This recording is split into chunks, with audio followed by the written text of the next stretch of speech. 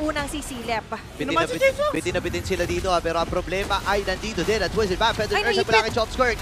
Inabot the Guardian as well. Ay nabitawan ni Genki doon pero sinulang niya yung mga damage. Tapos si Chop Skirt nakakuha ng isang kill. Ako dito sa with the Salmon Force. Kaya napang-flicker out din siya. MP the King ang napuruhan. Si Dera makakuha. Habang si James Banks naman tamang vertical lang. Nakakuha din ang kill. Let's see kung magkukuldown na yung kanyang vertical dito. Papasok naman siya dito pero pinana na. Kasi ngayon, mas ma-establish yung lead at sila yung lamang.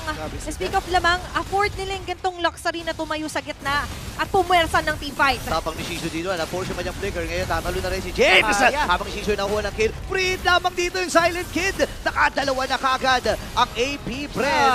Sino magiging next sa target? There ay buhay pa rin. Nalikuran nila si Escalera kasi nag-flicker in si Escalera but failed to get the kill. Ayan na naman sila. May isang maiipit. Double of the Guardian, nahuli si James dito. Pero yung pana ay tatama. Naiwasan dito ng kumuna ng AP Bren. Ngayon naman, MP Ng babang Torre, der papasok. pumasok na kagad sila dito. Feather Nurse, pero sa likuran si Haji.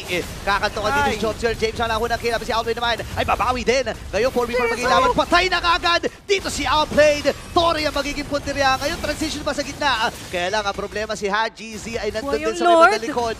And yung bottom lane ata magiging next sa target. James, pinipilit na lang. Tipayan yung kanyang sarili. Dalawa na titira para sa Twisted Mind. And ang AP Bren ay dead-diretso na para ma-extend ang serye ito.